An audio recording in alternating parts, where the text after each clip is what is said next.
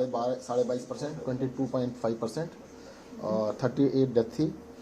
अभी जो bed occupancy है 2730 बेड ऑक्यूपाइड है और लगभग 13,000 बेड अभी भी दिल्ली के अंदर कोविड के हमारे पास खाली हैं।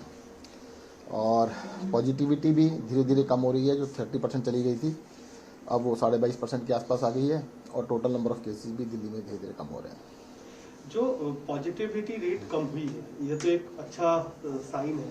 कई सारे जो ट्रेडर्स हैं वो कह रहे हैं इस बिना पे थोड़ी राहत हमें मिलनी चाहिए, जैसे इवन ऑड है और बाकी तमाम चीजें, क्या उसको भी लेकर कुछ आप कर रहे हैं? अभी देखिएगा 22.5% 23% के करीब है, मतलब इतनी भी कम नहीं आई है एकदम से सब चीज़ें खोल दी जाए।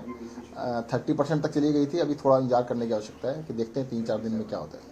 अच्छा, जो हॉस्पिटल बेड ऑक्यूपेंसी वो करीब 17% के आसपास है, जो कि बढ़ा है पिछले कुछ दिनों में।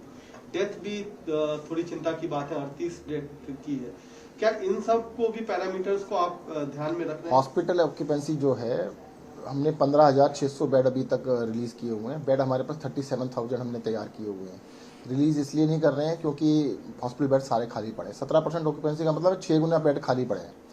एक बेड ऑक्यूपाइड है तो 5 बेड खाली हैं, तो काफ़ी बेड अभी हमारे पास खाली है। ऑक्यूपेंसी बिल्कुल ज़्यादा नहीं है। और अब तो मैंने आपको बताया ना, पिछले एक हफ्ते से जो डेली एडमिशन थे वो बिल्कुल नहीं बढ़ रहे हैं। पूरे 7 दिन से भी ज़्यादा हो गए, अब तो आज 8वां दिन है कि जो डेली एडमिशन थे वो रुक गए हैं। तो ये बिल्कुल क्लियर साइन है कि अब पॉजिटिविटी कम होगी। सर, रिव्यू किया जाएगा कब इसको, क्योंकि मुंबई में तो स्कूल खोलने की बात हो चुकी है। अब 3-4 दिन तो देखते हैं। देखो रिवर्सल है, डाउन है, परंतु कंफर्म बिल्कुल अच्छी तरह से हो जाए ना कि देखो 30% का 22.5% आया है, तो अभी आधा तो हो कम से कम। तो क्या अभी कोई डीडीएमए की मीटिंग कोई अभी जब कॉल होगी बता दीजिएगा।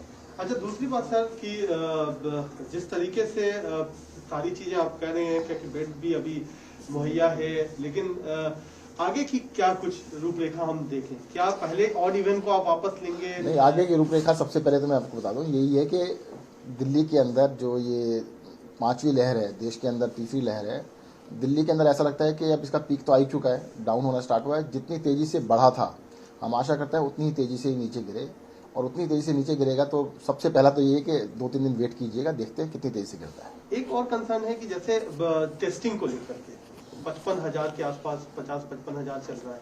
पहले आप चले गए थे करीब 1 लाख तक, वो एक कम क्यों हुआ है? और दूसरा जो कड़े नियम कर दिए हैं कि आप जब तक डॉक्टर का प्रेस्क्रिप्शन नहीं लाओगे, ओपीडी चल नहीं रही है कई सारे हॉस्पिटल में, कहाँ से लाएगा कोई? देखो पहली बात मैं बता दूं, हमारे किसी भी टेस्टिंग सेंटर पे कोई भी आदमी टेस्ट कराने जाता है उसको मना नहीं किया जाता, सबका टेस्ट किया जाता है, पहली चीज़। दूसरी चीज़, नियम हमने कोई नहीं बदले। केंद्र सरकार ने नियम को क्लैरिफाई किया है कि जिन लोगों को सिम्टम्स है उनका टेस्ट किया जाए, और जो हाई रिस्क है उनका टेस्ट किया जाए। साथ साथ उन्होंने कल क्लैरिफिकेशन ये भी दिया कि कम्युनिटी के अंदर भी कुछ जगह पर पॉकेट्स में जाके चेक करें, वो भी हम कर रहे हैं। और टेस्टिंग का देखो, जब किसी को मना कर ही नहीं रहे, हमारे टेस्ट पिछले आप 6 महीने में देखिए 50,000 के आसपास चल रहे हैं, 50-60, 50-60। कल भी 52 थे, आज 60,000 के करीब हैं। तो क्योंकि संडे को लॉकडाउन था, संडे था, थोड़ा कम होते हैं, उसके बाद थोड़ा से बढ़ जाते हैं। तो टेस्टिंग में ऐसा कुछ नहीं, किसी को मना नहीं किया जा रहा है। आज की पॉजिटिविटी रेट और केस कितना है, आने की संभावना है? अभी जो डाटा कलेक्ट हो रहा है उसके हिसाब से लगभग 24% के करीब पॉजिटिविटी होगी और 13,000 के करीब केस होंगे। सर, सेंटर ने दोबारा लिखा है कुछ स्टेट्स को, यूनियन टेरिटरीज को, यही बोलते हुए कि टेस्टिंग कम कर दी गई है, दोबारा से रैंप अप की। देखिएगा, दिल्ली के अंदर पूरे देश के हिसाब से कम 3 गुना टेस्टिंग हम कर रहे हैं पूरे देश के। हाँ, बाकी राज्यों में हो सकता है कम हो, दिल्ली के अंदर टेस्टिंग बहुत ज़्यादा कर रहे हैं और बढ़ा देंगे।